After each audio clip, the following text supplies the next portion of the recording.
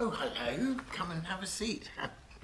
You're extraordinarily adept at finding me in extraordinary places, and here we are in the library of the King's School in Ely, which is up in the roof of this magnificent building you probably saw as you came in, called the Porta, which was originally the gate to the whole complex of abbey buildings surrounding Ely Cathedral.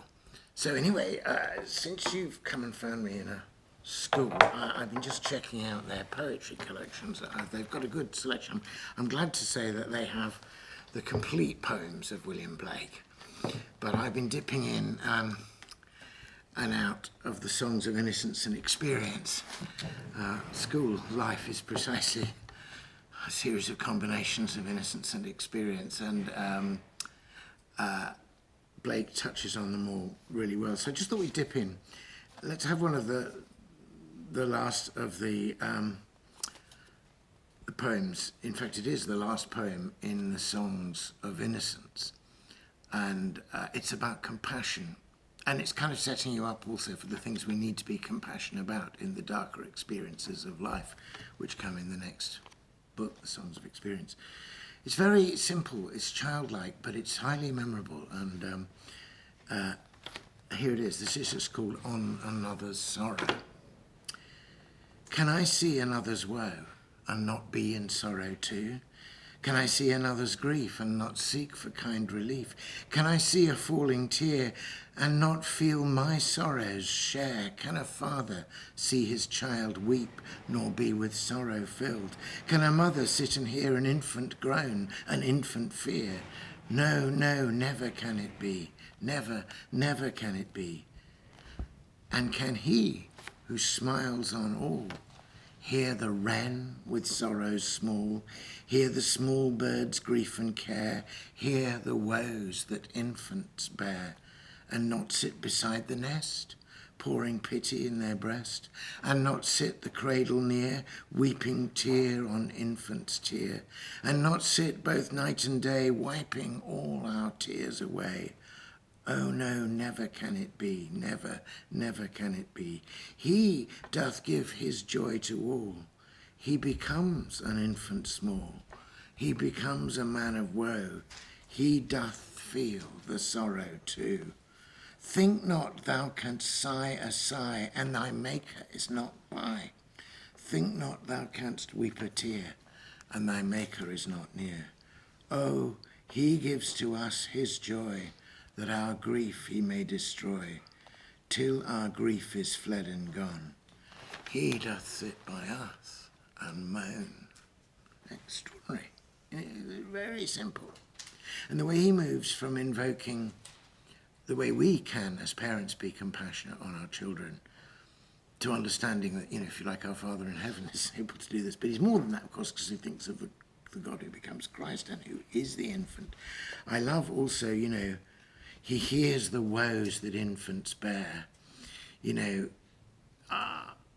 Obviously most of us can't remember back to our real infancy, but we can remember back to being very little. And I remember the heights, but also the depths of tears and misery as a child, And I was probably a fairly histrionic child, I have to say. But anyway, nevertheless, I know that. And to know in a sense that my Saviour is there with me, that's really important to know. So that's the end of the Songs of Innocence. The Songs of Experience, it starts with this extraordinary invocation in which the bard calls on the earth to awaken. There's a subsequent poem where the earth says, I can't awaken because I'm in chains. And then the bard says, we must break the chains, and, poetry for liberation. But it's a great invocation. Hear the voice of the bard, who present, past, and future sees, whose ears have heard the holy word that walked among the ancient trees. Anybody can write the holy word, but to say the holy word that walked among the ancient trees, that's what. So, whose ears have heard the holy word that walked among the ancient trees, calling the lapsed soul and weeping in the evening dew, that might control the starry pole and fallen light renew. O earth, return, arise from out the dewy grass. Night is worn and the morn rises from the slumberous mass. Turn away no more. Why wilt thou turn away? The starry floor, the watery shore is given thee till the break of day. So, call to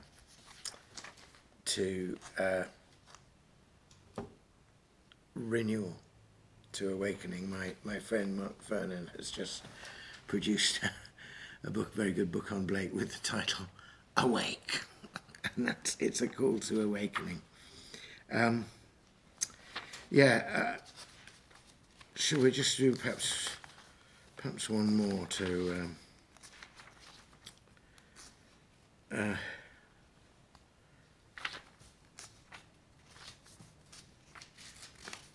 we may as well have the great one, mayn't we? That there was a time when I think every English school child knew this poem. Certainly I knew it. Whether it's so widely spread now, but here we are in a good school library and it's here, so there's every chance it might be found.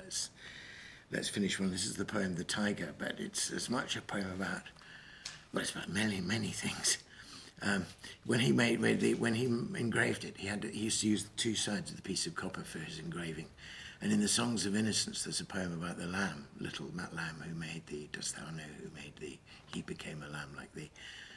And he engraved the tiger on the reverse side of the piece of copper that he engraved the lamb on. And of course the lamb is mentioned at the end of the tiger. So let's make what we can of it. The tiger. So incantatory, this poem. Tiger, tiger, burning bright in the forests of the night, what immortal hand or eye could frame thy fearful symmetry? In what distant deeps or skies burnt the fire of thine eyes? On what wings dare here aspire? What the hand dare seize the fire? And what shoulder and what art could twist the sinews of thy heart? And when thy heart began to beat, what dread hand and what dread feet? What the hammer? What the chain? In what furnace was thy brain? What the anvil? What dread grasp dare its deadly terrors clasp? When the stars threw down their spears and watered heaven with their tears, did he smile his works to see? Did he who made the lamb make thee?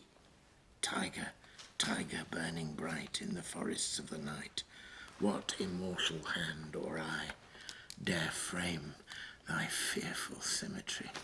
And there is a kind of fearful symmetry about that poem. I remember hearing the great English poet Geoffrey Hill lecture on Blake in the late 70s, and I sat in the front row amazed at this man. And he talked about how Blake wrote about what he called the bounding line, the line that encompasses and encircles and holds together. He was talking about Blake's art, but he said it applies to Blake's writing too, and it's bounding both in the sense that it binds in, but also that it's abounding with energy. The energy of a poem is concentrated precisely by its form and its symmetry, rather like the walls of a furnace intensify the fire. And then he went on to say, if a modern free-form, free-verse poet was going to write a poem about the tiger, they'd probably have a little bunchy line when it was crouching, and then a long line when it was running along through the forest, and they'd pile on the adjectives, and everything they did would actually weaken the force of the tiger. Whereas Blake uses this absolutely tight form, tiger, tiger, burning bright in the forests of the night, tetrameters, couplets. But what he does is he concentrates the energy of the tiger into the poem in a kind of fearful symmetry, and it's one of the glorious poems. Anyway, thank you for finding me here. I'm about to go off and give a lecture on King Arthur, but nice to see you here.